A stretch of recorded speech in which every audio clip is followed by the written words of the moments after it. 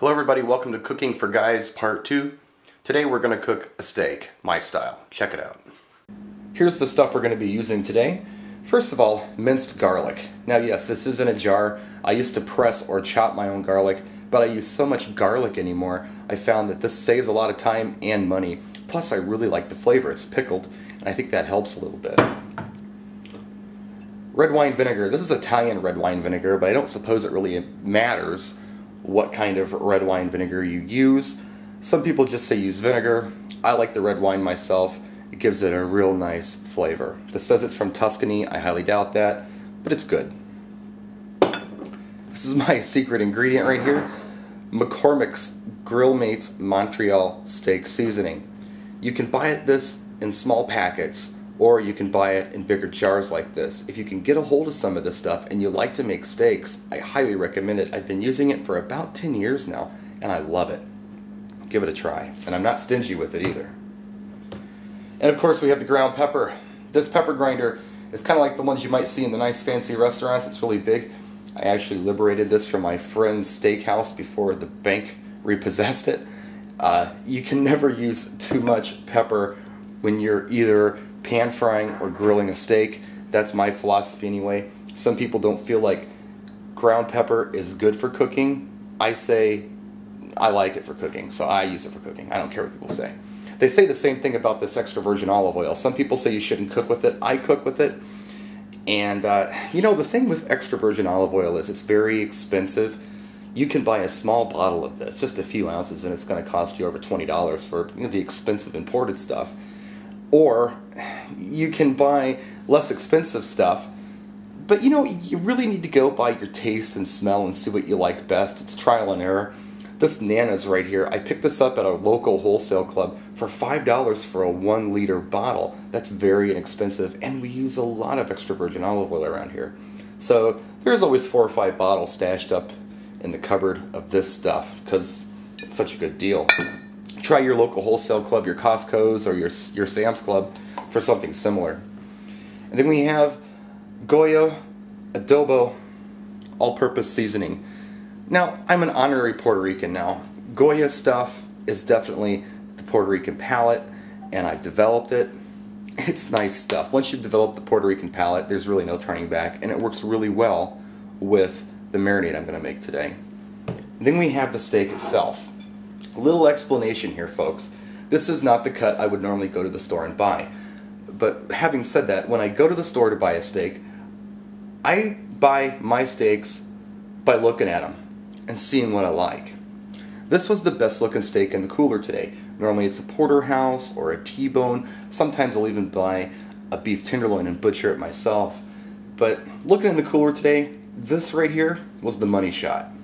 This is going to be nice and tender. I don't know if you can see it in the video, but it's very porous. It's going to soak up the marinade nicely right here in this area. This is like the money shot of the steak. You can see there's some marbling in here. That's going to be good for flavor. Right out here you've got some nice marbling too.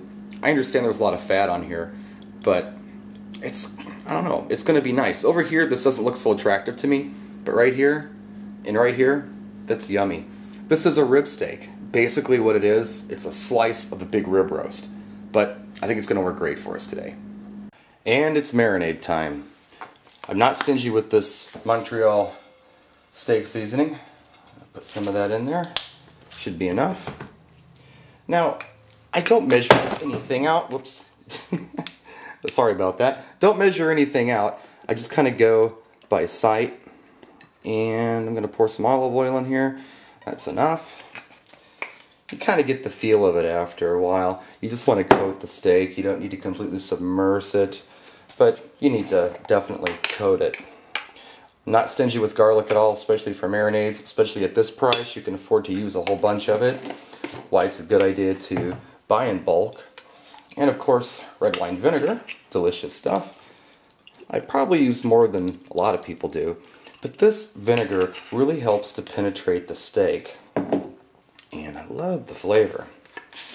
A little bit of Goya. I don't go crazy with the Goya, but you can.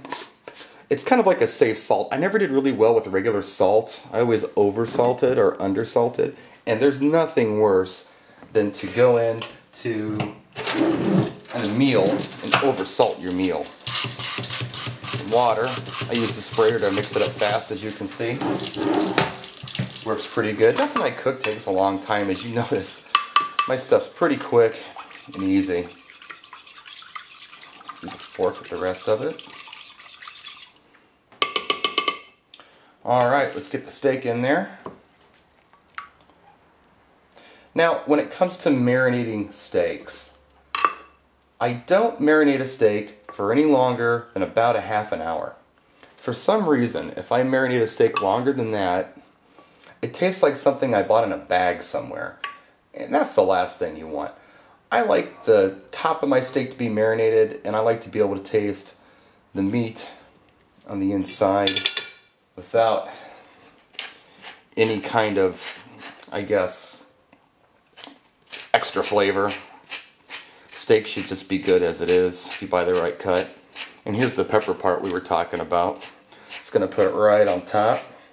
When you think you've used too much pepper, use a little more when you're grilling.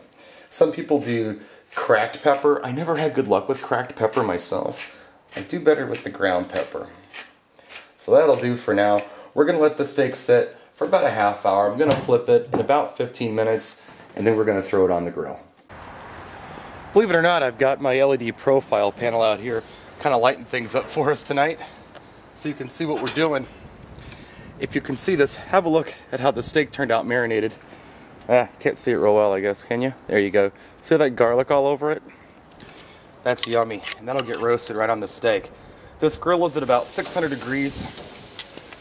I normally cook higher, but that's all I got tonight. I'm going to go about 6 minutes per side. And here we are, 6 minutes per side. I like to do my steaks medium to medium rare, right around there. Let's take a look at this money spot we were talking about. It's nice and tender. See what it looks like. And of course the dogs smell food. Okay, look at that. We've got it done on the edges and pink on the inside. Nice and juicy. Now let's take a bite. Okay, here we go. Maiden voyage. Pretty darn good. Now, sorry, I always talk with my mouth full here, but I don't have a choice. Only flip a steak one time. Never flip it twice. For some reason, if you flip it twice, you lose all the juices inside of the steak. Now, this is a pretty tasty steak because it was a nice cut. But I can tell it's no porterhouse. It's no T-bone, but it ain't half bad. So there you have it. Cooking for Guys, Part 2, steak. We'll do another steak video sometime with a better cut. Maybe we'll even do steak sandwiches with beef tenderloin with the cleaver. And cleavers are always fun. So stay tuned for that. Coming up, who knows, in a couple weeks. In the meantime, thanks for watching. Hi, Cookie. Practice and enjoy.